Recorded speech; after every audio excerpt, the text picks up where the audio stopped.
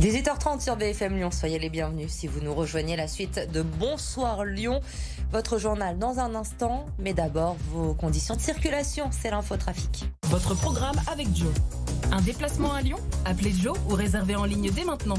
Chez Joe, nous avons le chauffeur qu'il vous faut.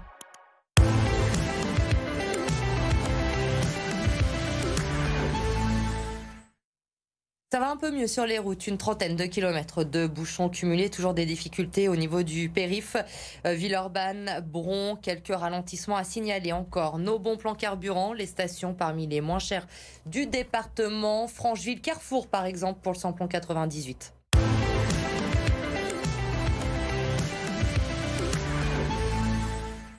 C'était votre programme avec Joe. Un déplacement à Lyon? Appelez Joe ou réservez en ligne dès maintenant. Chez Joe, nous avons le chauffeur qu'il vous faut. À la une de l'actualité, allons-nous vivre un mardi noir dans le Rhône? Les syndicats appellent à mettre la France à l'arrêt contre la réforme des retraites, des perturbations dans les transports, des écoles fermées. Nous ferons le point dans ce journal. Nous vous emmènerons également au cœur de la base aérienne du Mont-Verdun. C'est le centre névralgique de la défense aérienne française qui assure le commandement des opérations aériennes militaires. Un seul nouveau étoilé dans le Rhône. Le guide Michelin a dévoilé le palmarès 2023. Nicolas Sebold, le chef du restaurant La Mutinerie dans le 6e arrondissement, est le seul primé cette année.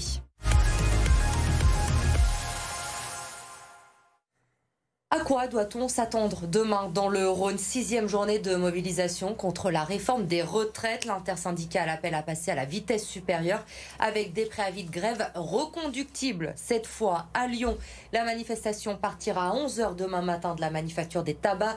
Direction la place Bellecour. Nous allons faire le point ce soir avec vous, Adrien Blétry. Qui dit grève demain dit forcément perturbations dans les transports. Et oui, il va falloir anticiper vos déplacements. Si vous prenez le métro ou le tramway, toutes les lignes vont circuler. Il faudra juste attendre un peu plus longtemps sur la ligne A et D. La fréquence sera de 4 à 5 minutes. Les tramways seront aussi moins nombreux. Comptez entre 10 et 15 minutes d'attente entre chaque passage. Du côté des bus, c'est plus compliqué. 24 lignes seront à l'arrêt. Le réseau SNCF va aussi être impacté. Ce mardi, un TGV sur 3 circulera dans la région. Pour les TER, il y en aura encore moins, seulement 1 sur 5 sur les rails. Il y aura un Ouigo sur 4 en circulation. Dans les airs, même galère. Les vols au départ et à l'arrivée de l'aéroport de Lyon-Saint-Exupéry seront réduits de 30% et ça jusqu'à jeudi.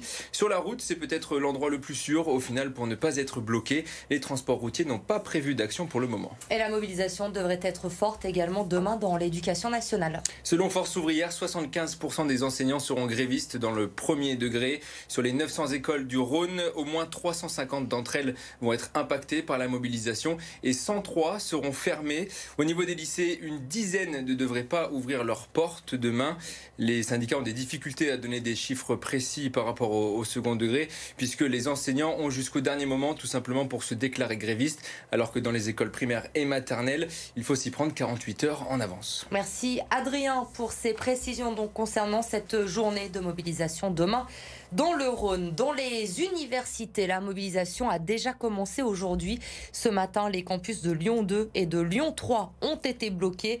Aucun cours n'a eu lieu aujourd'hui. Les étudiants lyonnais qui ont d'ores et déjà prévu une journée de mobilisation ce jeudi, en plus, bien sûr, de la grève de demain. Et pour mobiliser au maximum les syndicats, mais aussi les politiques, multiplient ces derniers jours les opérations de tractage. C'était le cas ce week-end sur le marché du Quai aux Gagneurs à Lyon. Stéphanie De Silguy avec Amélie Duchamp. Mobilisation mardi 7 mars. Rendez-vous 11h à la Manufacture des Tabacs. Ah oui, c'est ma fac, très bien. Nouveau tractage ce dimanche. Après des semaines de mobilisation des militants, un tractage de plus, mais un tractage nécessaire pour ces sympathisants de la NUPES. C'est une date syndicale qui a été décrétée par les syndicats et notre rôle en tant que parti politique c'est de venir en appui et d'aller sur des lieux qui sont pas spécialement des lieux dont s'emparent les syndicats, les marchés par exemple, où eux sont plus présents dans les lieux de travail et les lieux d'études. C'est notre rôle en tant que parti politique aussi d'aller en appui de ces mobilisations-là en essayant d'aller chercher plus largement à massifier cette mobilisation. Militants de EELV ou de Génération, côte à côte pour inciter le plus grand nombre de Lyonnais à manifester demain. Un tractage politique donc. On ne peut pas à un moment donné venir se plaindre en tant que parti politique des des résultats de l'abstention aux élections, si à un moment donné on est présent sur les tractages que pendant les élections. Donc là c'est aussi notre rôle d'appeler à la mobilisation. Et pour tenter de mobiliser, la députée de la 3e circonscription du Rhône, Marie-Charlotte Garin, était présente comme une évidence. C'est normal en fait, c'est la continuité de la mobilisation qu'on a pu avoir dans l'hémicycle pendant plusieurs semaines. Maintenant le texte est parti au Sénat, notre rôle c'est de continuer d'accompagner la mobilisation sur le terrain. Donc les partis politiques sont en soutien de cet appel à la grève et nous on sera tous et toutes très nombreux soit dans la rue soit en grève pour les soutenir. Avec la manifestation de mardi, ils espèrent battre le record du 31 janvier dernier. À Lyon, entre 25 000 et 45 000 personnes s'étaient rassemblées, un record depuis le début du mouvement. Autre mobilisation aujourd'hui, celle du personnel de la police judiciaire qui s'est rassemblé ce midi devant l'hôtel de police de Lyon. Il s'oppose au projet de réforme de la PJ voulu par Gérald Darmanin. Pour eux, elle peut attendre, mais le ministre de l'Intérieur souhaite réformer avant les Jeux Olympiques de Paris l'année prochaine. Actuellement, dans le projet de réforme tel qu'il est, il n'y a aucune solution pour nos collègues qui sont en souffrance. Nous, on fait notre travail et on le fait bien parce qu'on a les moyens, on a le temps de le faire. Les collègues, ils sont débordés, ils sont écœurés de leur métier, ils se réorientent. Et dans cette réforme, on n'apporte aucune solution pour eux. Alors que c'est ça l'enjeu. Repoussons, au moins jusqu'après les Jeux Olympiques, qui sont encore une fois une problématique d'ordre public qui ne concerne pas l'investigation. Et là, on pourra mettre en place sereinement cette réforme. Depuis le 21 février dernier, un exercice interarmé se tient sur le sol français. Le but, c'est de préparer au conflit de demain et une grande partie de cet exercice se déroule chez nous sur la base aérienne du Mont-Verdun. Lucie Nolorgue. C'est dans ce centre de planification en plein cœur de la base aérienne du Mont-Verdun que sont conduites les opérations de l'exercice Orion. Derrière ces écrans, le lieutenant Quentin surveille et oriente les actions de ses collègues sur le terrain avec une intensité différente du quotidien. On est dans une communication qui est plus dense, dans une intensité de l'exercice qui est supérieure. Donc on doit faire preuve d'une part de pédagogie, d'être succinct dans ce qu'on dit. Parmi les 7000 militaires impliqués dans cet exercice, près de 300 sont basés au Mont-Verdun.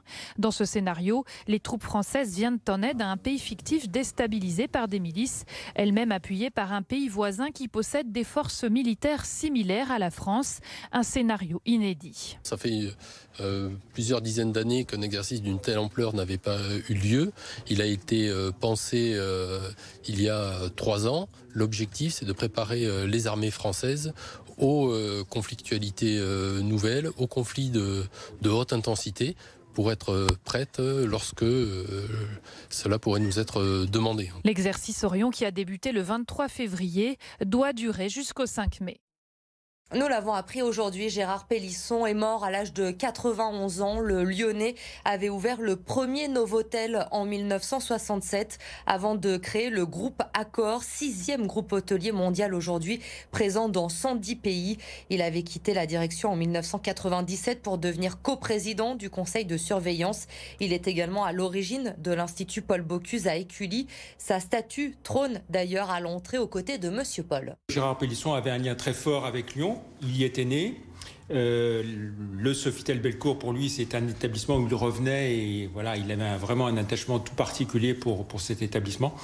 Et puis, il avait essayé de faire une petite incursion en politique, je dirais. Il avait été aux côtés de Charles Millon en 2001 pour les élections municipales. Et dans son domaine, je dirais, l'industrie hôtelière, il est vraiment celui qui, avec le coprésident du groupe Accor, Paul Dubrul, a vraiment révolutionné l'hôtellerie en France. Et il avait fait un voyage aux États-Unis et il en avait retiré l'idée que voilà, il y avait des tas de choses à faire pour l'hôtellerie en France, avec l'idée d'industrialiser et de développer des chaînes avec des chambres standardisées.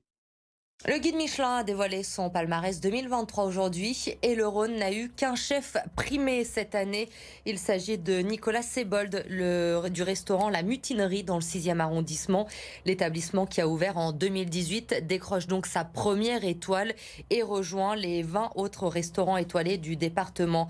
Écoutez Nicolas Sebold au micro de Lucie Young. On se sent ému, fier, c'est un mélange de plusieurs émotions qui s'entremêlent. On ne s'y attendait pas, alors on faisait notre travail du mieux possible tous les jours. Comme on dit, le travail paye, mais c'est pas quelque chose vraiment sur quoi on tirait vraiment tous les jours. Mais voilà, la rigueur, le travail engagé, nos producteurs, nos fournisseurs de qualité avec qui on travaille tous les jours, nous permettent d'arriver à ce résultat.